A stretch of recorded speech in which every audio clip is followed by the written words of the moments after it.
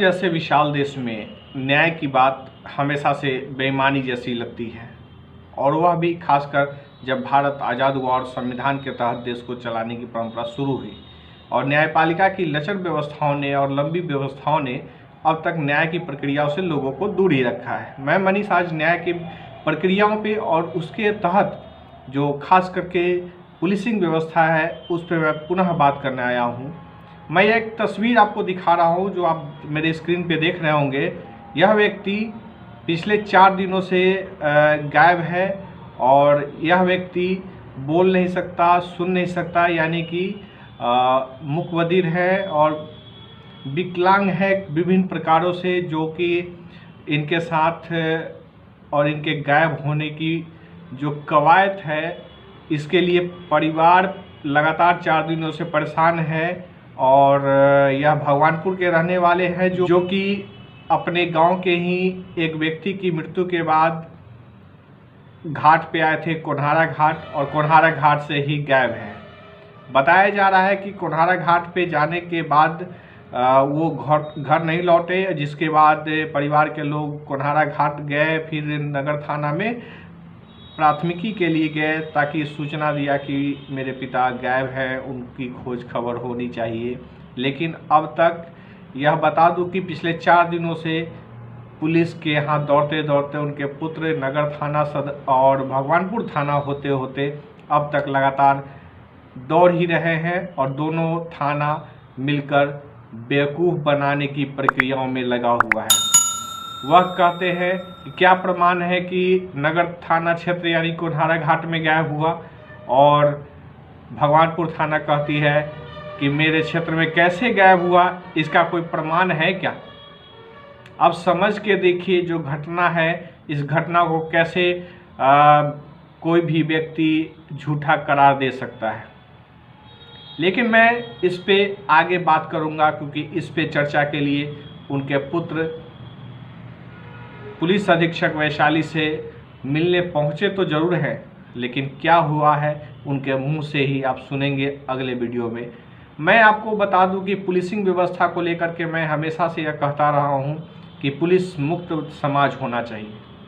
Police की व्यवस्थाएं क्षणिक और ऐसी व्यवस्थाएं हैं जो कि भारत पे एक कलंक के रूप में काम करती है। भारत की प्रशासनिक व्यवस्था जो पुलिस के अधीन सबसे बड़ी शक्ति के रूप में देखी जाती है, यह अपराध और अपराधियों के लिए सुरक्षित और एवं सुगम रास्ता बनाने का एक सशक्त इक्विपमेंट आप समझ सकते हैं। यह इक्विपमेंट है जो सड़क निर्माण में काम आते हैं, यानी कि अपराध की पृष्ठभूमि तैयार करने में इनकी भूमिका होती है। देखिए, जब 2 दिन पहले जिस प्रकार से मधुबनी के झंझारपुर कोर्ट में घटना हुई, और अब जो 2 दिनों में कहानी निकल के आने लगी, अब पुलिस भी कानून पे यानी कि न्यायालय पे हावी होने लगी।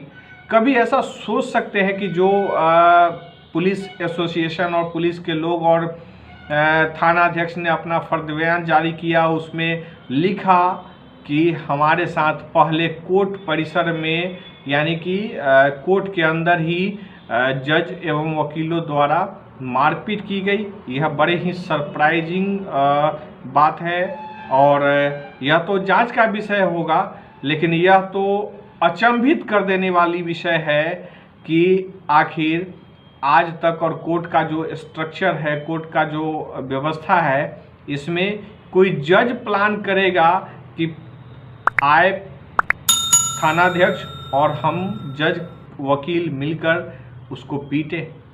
जज के पास इतनी ताकत होती है कि अगर किसी पुलिस अधिकारी से खुंदक निकालना हो तो उसके किसी भी केस के मामले में कुछ न कुछ कर उसे परेशान कर सकती है।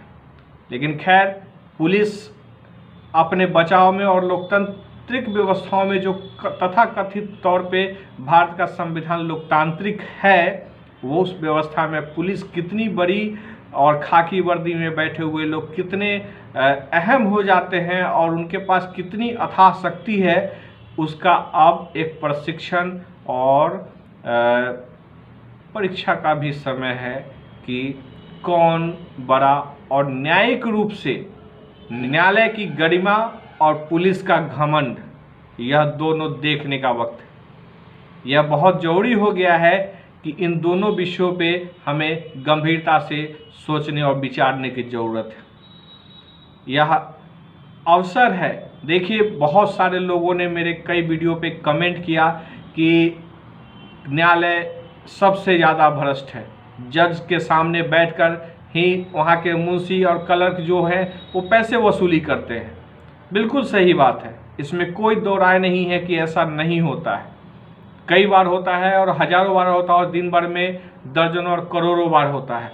अवैध वसूली का धंधा इस देश में सामान्य बात है, लेकिन वही लोग कमेंट कर रहे हैं जो यह चाहते हैं कि मुझे और मेरे बच्चों को सरकारी नौकरी हो जाए, कोर्ट कचहरी में चपरासी ही क्यों न बन जाए, ऊपरी कमाई तो अच्छी हो ही जाएगी। ऊपरी कमाई करने वाली व्यवस्थाओं में शामिल होने वाले लोग यह कह रहे हैं कि अब इस व्यवस्थाओं को बदली जाए। जजों के सामने लिए जाने वाले अवैध पैसे और डेट के देने के नाम पे जो पैसे की उगाही होती है या छोटी छोटी बातों पे 10, 20, 50 रुपये की उगाही होती है, यह बहुत ही निंदनीय है।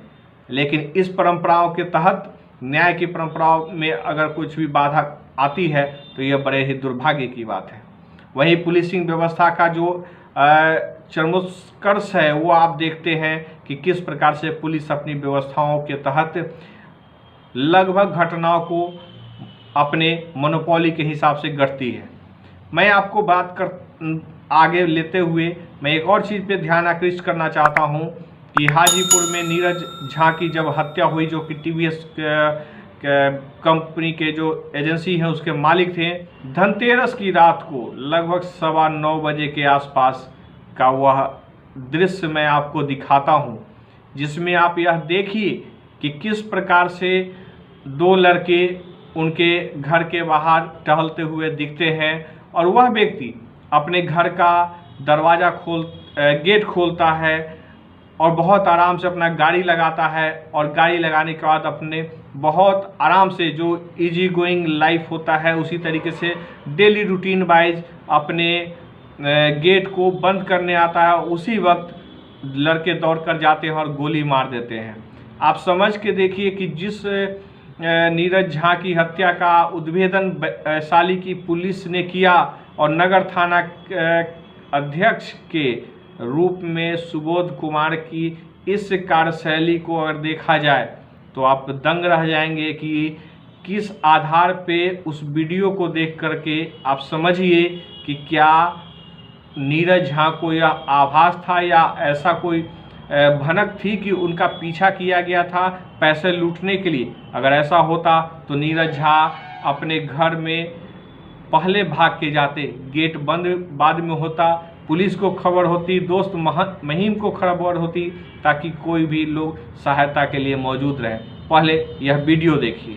जो गेट आपको नज़र आ रहा है यह 4 व्हीलर जो लगा हो उसके सामने देखिए। अभी कुछ लड़कों को देखिएगा जो 2 लड़के आगे पीछे करते हुए नज़र आएंगे और सामने से देखिएगा कि किस प्रकार से वो गेट बंद करने आते हैं और किस प्रकार से नीरज झा की हत्या कर दी जाती है। यह देखिए, एक लड़का यह है और दूसरा अब पीछे से आ रहा है और दोनों रैकी करेगा और देखते रहिए ये आएगा। अब देखिए कि वहाँ पे वो गेट बंद करने के लिए सामने से आ रहे हैं और धीरे धीरे जैसे जैसे गेट बंद होने लगेगा वैसे वैसे लड़के देखिए गेट बंद होना शुरू हो गया है और लड़के देखिए किस प्रकार से लाल शर्ट में जो है टी शर्ट में वो दौड़ करके जाएगा और फिर दूसरे लोग भी आते हैं। देखिए किस प्रकार से पिस्टल अपना करता है और गोली चला देता है और यहीं पे गोली मारकर वहाँ से निकल जाता है। तब आप समझिए कि लूटकांड का विषय कैसे आता है जो प्रशासन ने बताया। इस वीडियो ने स्पष्ट कर दिया कि नीरज झा की हत्या जो पुलिस के द्वारा कही गई वह सत्य नहीं है। लेकिन लड़ाई लड़ेगा कौन? क्योंकि अब उनके छोटे छोटे बच्चे हैं और अब उनकी पत्नी और उनके छोटे भाई अब अपना परिवार संभाले, आने वाले भविष्य को संभाले या सिर्फ कोर्ट कचहरी के चक्करों में रह जाए। न्याय की उम्मीद इस देश में किसी भी केस में नज़र नहीं आती है और न कभी आई है। याद करिए कि कितने लंबे संघर्षों के बाद कुछ चंद लोगों को फांसी पे चढ़वा पाई एक बलात्कार कांड में। निर्भया याद तो होगा। इसलिए न्याय की व्यवस्थाओं को जो कि पुलिस के द्वारा संचालित की जाती है एवं न्यायपालिका के माध्यम से, क्योंकि न्यायालय में कोर्ट का जो समय और तरीका होता है वह आज भी अंग्रेजी हुकूमत के समान ही नज़र आती है। न्याय जरूर होता है, न्याय की कुर्सी पे बैठने वाले लोग प्रयास जरूर करते हैं, लेकिन सबूत जिनको जुटाना है वह सबूत जुटा नहीं पाते हैं, तथ्य को पेश नहीं कर पाते हैं। यानी कि भारत की जांच एजेंसियां पूर्ण रूपेण एवं 100% फेल है, जिसका अब वैचारिक रूप से, संवैधानिक रूप से एवं मानवीय रूप से अल्टरनेट उपाय करने की आवश्यकता है। अगर नहीं की जाती है तो जिस प्रकार से पुलिस खाकी वर्दी के रूप में गुंडई और लंठई करती हुई नजर आती है, मारपीट एवं अवैध तरीके से लोगों को अवैध कारोबार में धकेलती है और जेल के माध्यम से में ले जाकर जेलों के अंदर एक विश्वविद्यालय के रूप में उन्हें बड़े आरोपी के तौर पे पेश कर दिया जाता है, बड़े बड़े कांडों के लिए तैयार कर दिया जाता है और महाविश्वविद्यालय जेल के अंदर उन्हें प्रशिक्षित और प्रशिक्षण दिया जाता है। और जिसका परिणाम है, यह देखिए, जो भी मैं बात कह रहा हूँ उसकी प्रामाणिकता के लिए आप पूरे जेल का हिस्ट्री निकाल करके देख ले, कितने लोग जाते हैं, कितने लोग बाहर आते हैं और क्या क्या झेलते हैं और कैसे झेलते हैं। तो आप सभी को फिर मैं अगले वीडियो के साथ आप सभी के बीच में आऊँगा। बहुत बहुत शुक्रिया, बहुत बहुत धन्यवाद आप सभी का। जिस परिस्थिति में आज वैशाली जिला, क्या कहा जाए कि पूरा भारत अपने अस्तित्व को लेकर, लोकतंत्र को लेकर छटपटा रही है, तड़प रही है, मैं उस लोकतंत्र को बचाने की जिम्मेदारी हमारी आया हूँ और इसलिए आया हूँ हम अपनी सुरक्षा के लिए, हमारा संविधान हमें खुद अधिकार नहीं देता। वैशाली जिला आप समझ के देखिए, पुलिस पदाधिकारी कागज के पन्नों में बनी हुई संविधान हमें धरातल पे उतरने में